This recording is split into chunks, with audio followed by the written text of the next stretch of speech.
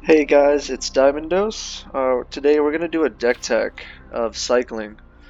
The cycling deck here. Ikoria brought back the mechanic cycling. It's a returning mechanic from Magic's past, and we're gonna play a standard deck today, showcasing that. And we'll run through how you win and the sideboard and the general game plan of the deck. So this is another Lurrus deck. We played Lurrus yesterday in a Knights deck. It just goes to show how good this card is. It requires each permanent card in your deck have a converted mana cost 2 or less to be your companion, and during each of your turns you can cast one permanent spell with converted mana cost 2 or less from your graveyard, so it's just really good value. Like, your stuff dies and you just play it again. It's super good.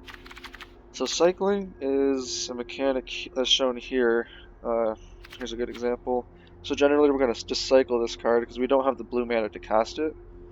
So you cycle it for 1, and you may pay the cycling cost to discard it and draw a card.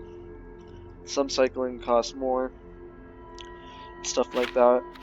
Whoops, I did not mean to take that out. Alright, anyway, so we're going to want to cycle a bunch of cards and win with cards like Zenith Flare. But let's go ahead and start from the beginning here. So Flourishing Fox is a really good one drop. You play it turn 1, start cycling, and it can just win the game by itself, especially if you drop a couple of them. Footfall Crater. It's a pretty decent utility card. It can give some of your dudes haste to get in some sneaky wins, but generally we still want to cycle it to add to our cycle count for this card. And then we have Drannith Healer. 2 mana 2/2. Whenever you cycle another card, you gain a life, and it has cycling for 1/2. So it's just a standard utility creature. It can help pull us out of some mono red matches and stuff like that. We got Valiant Rescuer.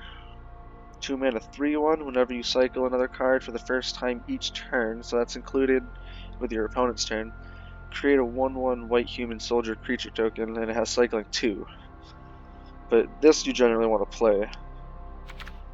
Drannith Stinger, 2 mana 2/2. Whenever you cycle another card, it deals 1 damage to each opponent, so if you have a couple of these out, you can do some serious damage over time here with this, like, straight up. I've had 3 out at one point, and it's just really gross the things you can do. Now we have Startling Development. We don't have blue mana in this mana base, so we're just going to be cycling this.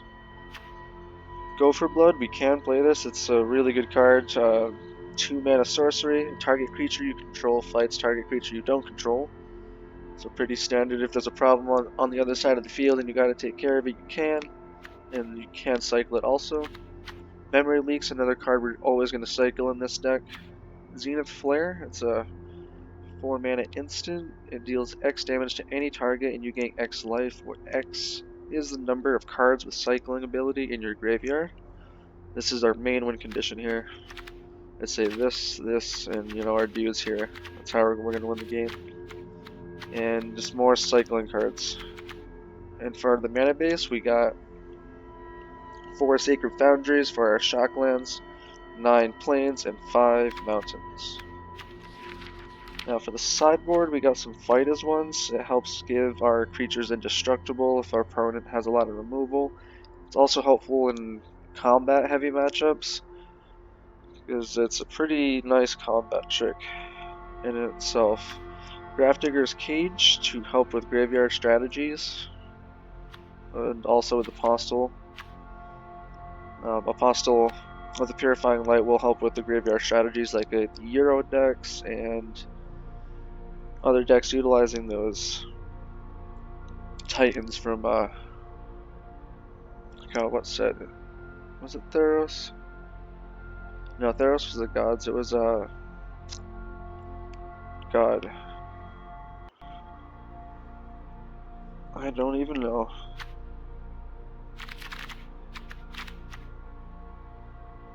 Yeah, what set are those, like, Euro from? That's, Throne. Man, you think I would know this stuff. Anyhow, Fire Prophecy. Deal 3 damage to target creature, so pretty standard creature removal. This is an exiling creature removal. Really good against other Lurrus decks and